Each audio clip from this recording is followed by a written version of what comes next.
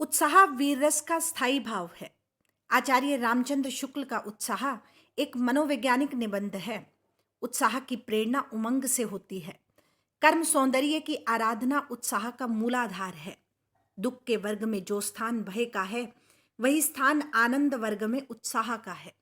उत्साह जीवन संग्राम की धुरी है, जिस पर कर्म का चक्र निरंतर घूमता है। इसलिए उत्साह के बिना जीवन निष्प्राण है।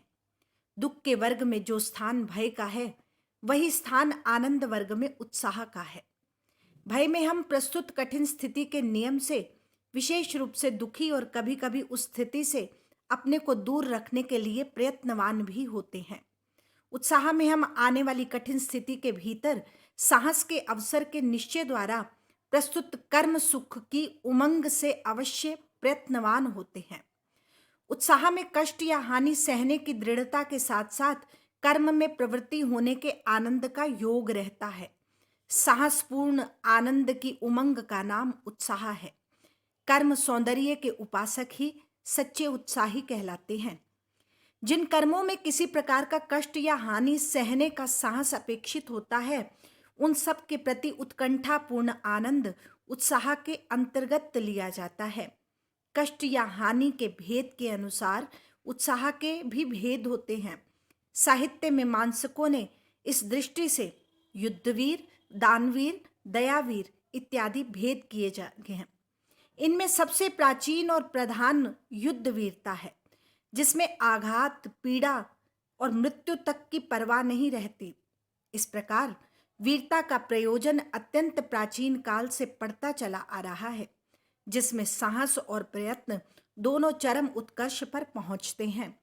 पर केवल कष्ट या पीड़ा सहन करने के साहस में ही उत्साह का स्वरूप स्फुरित नहीं होता। उसके साथ आनंदपूर्ण प्रयत्न या उसकी उत्कंठा का योग चाहिए।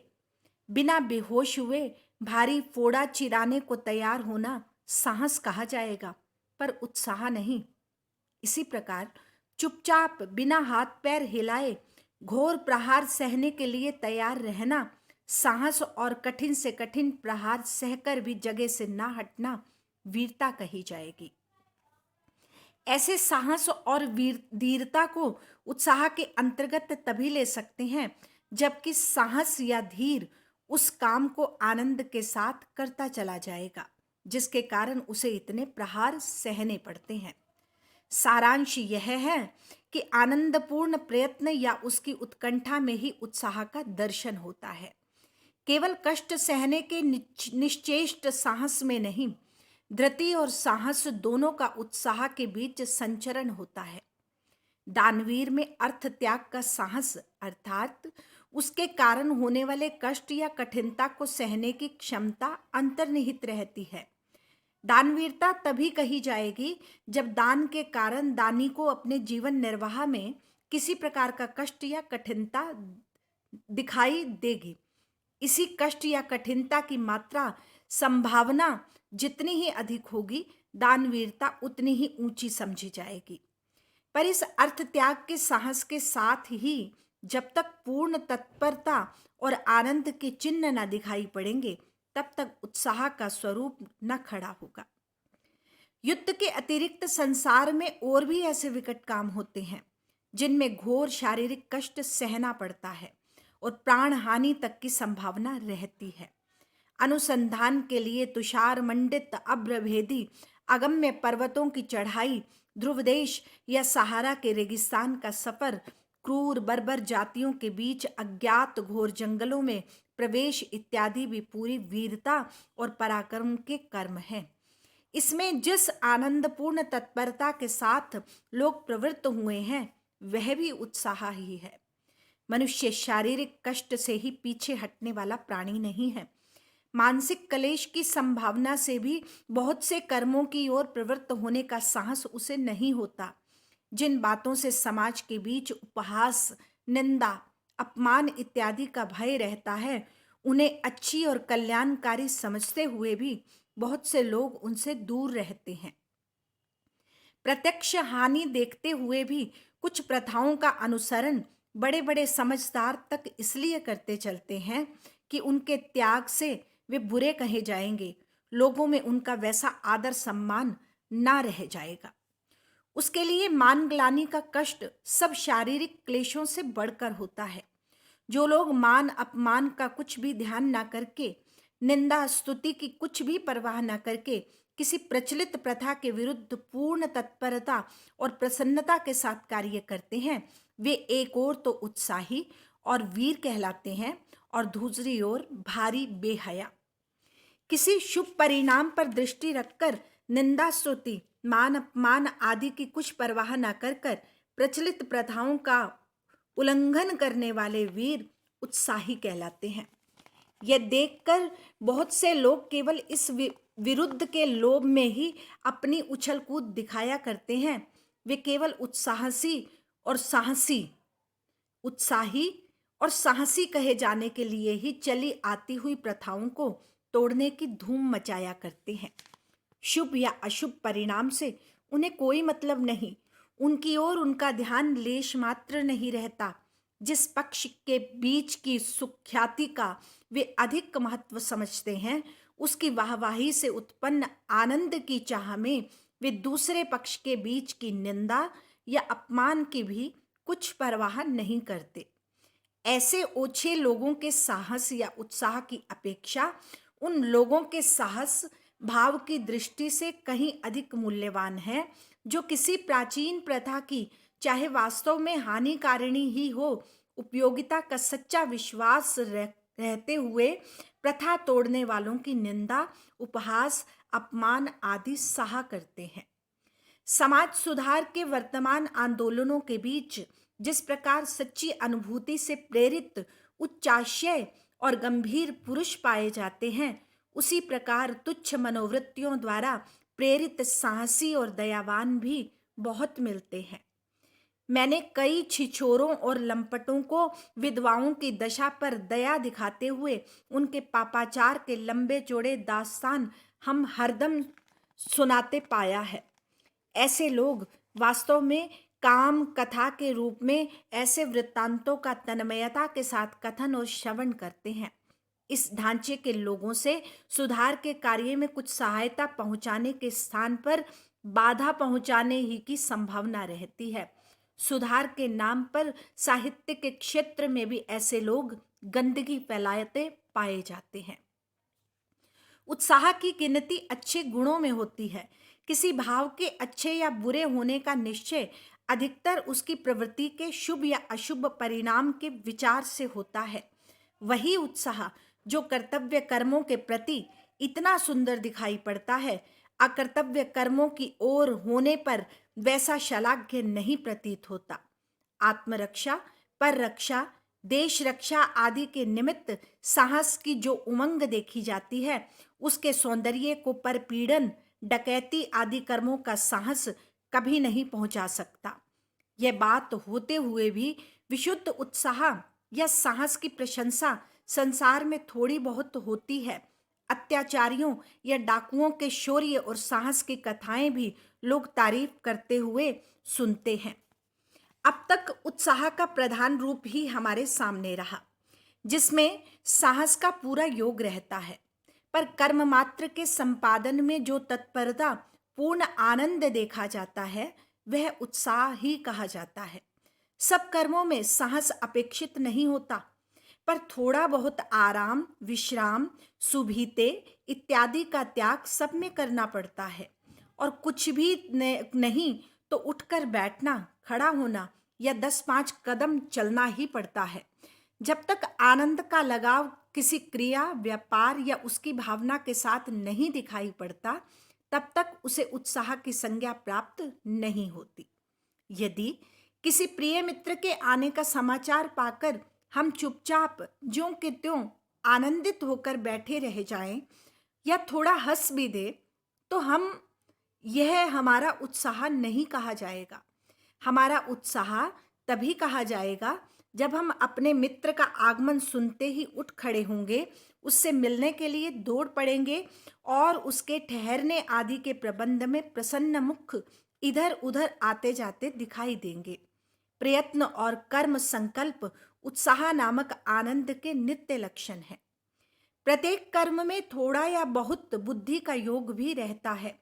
कुछ कर्मों में तो बुद्धि की तत्परता और शरीर की तत्परता दोनों बराबर साथ साथ चलती है। उत्साह की उमंग जिस प्रकार हाथ पैर चलवाती है, उसी प्रकार बुद्धि से भी काम कराती है। ऐसे उत्साह वाले वीर को कर्मवीर कहना चाहिए या बुद्धिवीर। यह प्रश्न मुद्रा राक्षस नाटक बहुत अच्छी तरह हमारे सामने लाता है। चाणक्य और राक्षस के बीच चोटें चली, वे नीति की हैं कि नहीं। अतः विचार करने की बात यह है कि उत्साह की अभिव्यक्ति बुद्धि व्यापार के अवसर पर होती है अथवा बुद्धि द्वारा निश्चित उद्योग में तत्पर होने की दशा में। हमारे देखने में तो उद्योग की तत्परता में ही उत्साह की अभिव्यक्ति होती है। अतः कर्मवीर ही कहना ठीक है। बुद्धिवीर दृष्टांत कभी कभी हमारे पुराने ढंग के शास्त्रार्थों में देखने को मिल जाते हैं। जिस समय किसी भारी शास्त्रार्थी पंडित में भिड़ने के लिए कोई विद्यार्थी आनंद के साथ सभा में आगे आता है, उस समय उसके बुद्धि साहस की प्रशंसा अवश्य होती है। वे जीते या हारे, बुद्धिवीर समझा ही जाता है। इस जमाने में वीरता का प्रसंग उठाकर वाग्वीर का उल्लेख आदि ना हो तो बात अधूरी रह जाती है। वे वाग्वीर आजकल बड़ी बड़ी सभाओं के मंचों पर से लेकर स्त्रियों के उठाए हुए पारिवारिक प्रवंचों तक में पाए जाते हैं और काफी तादाद में। थोड़ा यह भी देखना चाहिए कि उत्साह में ध्यान किस पर रहता है, कर्मफल, उसके फल पर या व्यक्ति या वस्तु पर। हमारे विचार में उत्साही वीर का ध्यान आदि से अंत तक पूरी कर्म श्रृंखला पर से होता हुआ उसकी सफलता रूपी समाप्ति तक पर फैला रहता है। इसी ध्यान से जो आनंद की तरंगे उठती हैं, वे भी सारे प्रयत्न को आनंदमय कर देती हैं। युद्धवीर में विजेतव्य को आलंबन कहा गया है। उसका अभिप्राय यही है कि विजेतव्य कर्म प्रेरक के रूप में वीर के ध्यान में स्थिर रहता है। वह कर्म स्वरूप का भी निर्धारण करता है, पर आनंद और साहस के मिश्रित भाव का सीधा लगाव उसके साथ नहीं रहता। सच पूछिए तो वीर के उत्साह का विषय विजय विधायक कर्म या युद्ध ही रहता है। दानवीर और धर्मवीर पर विचार करने से यह बात स्पष्ट हो जाती है। दान दयावश, श्रद्धावश, कीर्ति लोभवश दिया जाता है। यदि श्रद्धावश दान दिया जा रहा है तो दान पात्र वास्तव में श्रद्धा का, और यदि दयावश दिया जा रहा है तो पीड़ित यथार्थ में दया का विषय या आलंबन ठहरता है। अतः उस श्रद्धा या दया की प्रेरणा से जिस कठिन या दुस्साध्य कर्म की प्रवृत्ति होती है, उसी की ओर उत्साही का साहसपूर्ण आनंद उन्मुख कहा जा सकता है। अतः और रसों में आलंबन का स्वरूप जैसा निर्दिष्ट रहता है, वैसा वीर रस में नहीं। बात यह है कि उत्साह एक यौगिक भाव है जिसमें साहस और आनंद का मेल रहता है। जिस व्यक्ति या वस्तु पर प्रभाव डालने के लिए वीरता दिखाई जाती है, उसकी ओर उन्मुख कर्म होता है और कर्म की ओर उन्मुख उत्साह नामक भाव होता है। सारांश यह है कि किसी व्यक्ति या वस्तु के साथ उत्साह का सीधा लगाव नहीं होता। समुद्र लांघने के लिए जिस उत्साह के साथ हनुमान उठे हैं, उसका कारण समुद्र नहीं, समुद्र लांघने का विकट कर्म है। कर्म भावना ही उत्साह उत्पन्न करती है, वस्तु या व्यक्ति की भावना नहीं। किसी कर्म के संबंध में जहां आनंदपूर्ण तत्परता दिखाई पड़ी, हम उसे उत्साह कह देते हैं। कर्म के अनुष्ठान में जो आनंद होता है, उसका विधान 3 रूपों में दिखाई पड़ता है। 1 कर्म भावना से उत्पन्न, 2 फल भावना से उत्पन्न, 3 आगंतुक अर्थात विषयांतर से प्राप्त। इनमें कर्म भावना प्रसूत आनंद को ही सच्चे वीरों का आनंद समझना चाहिए, जिसमें साहस का योग प्राय बहुत अधिक रहा करता है। सच्चा वीर जिस समय मैदान में उतरता है, उस समय उसमें उतना आनंद भरा रहता है जितना औरों को विजय या सफलता प्राप्त करने पर होता है। उसके सामने कर्म और फल के बीच या तो कोई अंतर होता ही नहीं या बहुत सिमटा हुआ होता है। इसी से कर्म की ओर यह उसी झोंक से लपकता है जिस झोंक के साधारण लोग फल की ओर लपका करते हैं। इसी कर्म प्रवर्तक आनंद की मात्रा के हिसाब से शौर्य और साहस का स्फुरण होता है। फल की भावना से उत्पन्न आनंद भी साधक कर्मों की ओर हर्ष और तत्परता के साथ प्रवृत्त करता है। पर फल का लोभ जहाँ प्रधान रहता है वहाँ कर्म विषयक आनंद उसी फल की भावना की तीव्र मंदता पर अवलंबित रहता है। उद्योग के प्रभाव के बीच जब फल की भावना मंद पड़ती है, उसकी आशा कुछ धुंधली पड़ जाती है, तब आनंद की उमंग गिर जाती है और उसी के साथ उद्योग में शिथिलता आ जाती है। पर कर्म भावना प्रधान बराबर एकरस रहता है। फलासक्त उत्साही असफल होने पर खिन्न और दुखी होता है, पर कर्मासक्त उत्साही केवल कर्मानुष्ठान के पूर्व की अवस्था में हो जाता है। अतः हम कह सकते हैं कि कर्म भावना उत्साह ही सच्चा उत्साह है जिसमें कर्म की भावना प्रधान है। फल भावना प्रधान उत्साह तो लोभ ही का एक प्रच्छन्न रूप है। उत्साह वास्तव में कर्म और फल की मिलीजुली अनुभूति है जिसकी प्रेरणा से तत्परता आती है। यदि फल दूर ही पर दिखाई पड़े, उसकी भावना के साथ हो, उसकी लेश मात्र भी कर्म या प्रयत्न के साथ लगाव ना मालूम हो, तो हमारे हाथ पांव कभी ना उठे और उस फल के साथ हमारा संयोग ही ना हो। इससे कर्म श्रृंखला की पहली कड़ी पकड़ते ही फल के आनंद की भी कुछ अनुभूति होने लगती है। यदि हमें यह निश्चय हो जाए कि अमुक स्थान पर जाने से हमें किसी प्रिय व्यक्ति का दर्शन होगा, तो उस निश्चय के प्रभाव से हमारी यात्रा भी अत्यंत प्रिय हो जाएगी। हम चल पड़ेंगे और हमारे अंगों की प्रत्येक गति में प्रफुल्लता दिखाई देगी। यही प्रफुल्लता कठिन से कठिन कर्मों के साधन में भी देखी जाती है। वे कर्म भी प्रिय हो जाते हैं और अच्छे लगने लगते हैं। जब तक फल का तक पहुंचाने वाला कर्म पथ अच्छा ना लगेगा, तब तक केवल फल का अच्छा लगना कुछ नहीं है। फल की इच्छा मात्र हृदय में रखकर जो प्रयत्न किया जाएगा, वह अभावमय और आनंद शून्य होने के कारण निर्जीव सा होगा। कर्म रुचि शून्य प्रयत्न में कभी कभी इतनी उतावली और आकुलता होती है कि मनुष्य साधना के उत्तरोत्तर क्रम का निर्वाह न कर सकने के कारण बीच ही में चूक जाता है। मान लीजिए कि एक ऊंचे पर्वत के शिखर पर विचरते हुए किसी व्यक्ति को नीचे बहुत दूर तक गई हुई सीढ़ियां दिखाई दी और ये मालूम हुआ कि नीचे उतरने पर सोने का ढेर मिलेगा। यदि उसमें इतनी सजीवता है कि उक्त सूचना के साथ ही वह स्वर्ण राशि के साथ एक प्रकार के मानसिक संयोग का अनुभव करने लगा तथा उसका चित्त प्रफुल्ल और अंग सचेष्ट हो गए, उसे एक एक सीढ़ी स्वर्णमयी दिखाई देगी। एक एक क्षण उसे सुख में बीता हुआ जान पड़ेगा और वह प्रसन्नता के साथ स्वर्ण राशि तक पहुंचेगा। इस प्रकार उसके प्रयत्न काल को भी फल प्राप्ति काल के अंतर्गत ही समझना चाहिए। इसके विरुद्ध यदि उसका हृदय दुर्बल होगा तो उसमें इच्छा मात्र ही उत्पन्न होकर रह जाएगी। तो अभाव के बोध के कारण उसके चित्त में यही होगा कि कैसे झट से नीचे पहुंच जाए।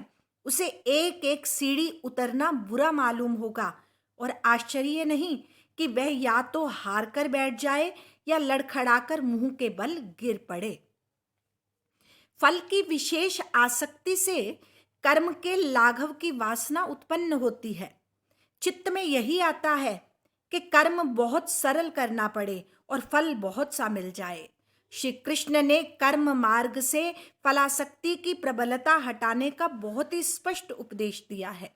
पर उनके समझाने पर भी भारतवासी इस वासना से ग्रस्त होकर कर्म से तो उदास बैठे और फल के इतने पीछे पड़े कि गर्मी में ब्राह्मण को एक पेठा देकर पुत्र की आशा करने लगा। 4 आने रोज का अनुष्ठान करा के व्यापार में लाभ, शत्रु पर विजय, रोग में मुक्ति, धन धान्य की वृद्धि तथा और भी ना जाने क्या क्या चाहने लगा। आसक्ति प्रस्तुत या उपस्थित वस्तु में ही ठीक कही जा सकती है। कर्म सामने उपस्थित रहता है, इससे आसक्ति उसमें होनी चाहिए। फल दूर रहता है, इससे उसकी ओर कर्म का लक्ष्य ही काफी है। जिस आनंद में कर्म की उत्तेजना होती है और जो आनंद कर्म करते समय तक बराबर चला सकता है, उसी का नाम उत्साह है। कर्म के मार्ग पर आनंद पूर्वक चलता हुआ उत्साही मनुष्य यदि अंतिम फल तक ना भी पहुंचे तो भी उसकी दशा कर्म ना करने वालों की अपेक्षा अधिकतर अवस्थाओं में अच्छी रहेगी, क्योंकि एक तो कर्म काल में उसका जीवन बीता, वह संतोष या आनंद में बीता। उसके उपरांत फल की अप्राप्ति पर भी उसे यह पछतावा ना रहा कि मैंने प्रयत्न नहीं किया।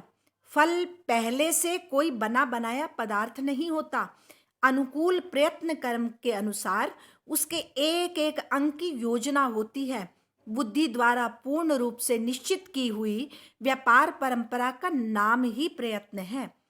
किसी मनुष्य के घर का कोई प्राणी बीमार है, वह वैद्यों के यहाँ से जब तक औषधि ला लाकर रोगी को देता जाता है और इधर उधर दौड़ धूप करता जाता है, तब तक उसके चित्त में जो संतोष रहता है, प्रत्येक नए उपचार के साथ जो आनंद का उन्मेष होता रहता है, यह उसे कदापि ना प्राप्त होता यदि वह रोता हुआ बैठा रहता।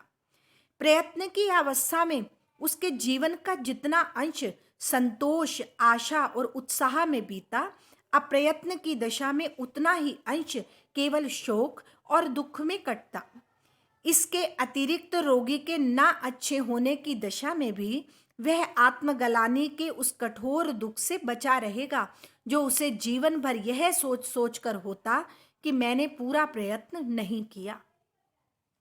कर्म के आनंद अनुभव करने वालों ही का नाम कर्मण्य है। धर्म और उदारता के बीच कर्मों के विधान में ही एक ऐसा दिव्य आनंद भरा रहता है कि कर्ता को वे कर्म ही फल स्वरूप लगते हैं। अत्याचार का दमन और कलेश का शमन करते हुए चित्त में जो उल्लास और तुष्टि होती है, वही लोकोपकारी कर्मवीर का सच्चा सुख है। उसके लिए सुख तब तक के लिए नहीं रुका रहता जब तक कि फल प्राप्त ना हो जाए, बल्कि उस समय से थोड़ा थोड़ा करके मिलने लगता है जब से वह कर्म की ओर हाथ बढ़ाता है। कभी कभी आनंद का मूल विषय तो कुछ और रहता है, पर उस आनंद के कारण एक ऐसी स्फूर्ति उत्पन्न होती है जो बहुत से कामों की ओर हर्ष के साथ अग्रसर करती है। इसी प्रसन्नता और तत्परता को देख लोग कहते हैं कि वे काम बड़े उत्साह से किए जा रहे हैं।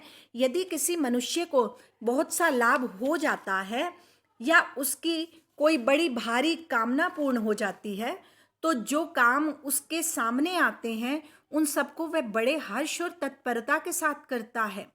उसके इस हर्ष और तत्परता को भी लोग उत्साह ही कहते हैं।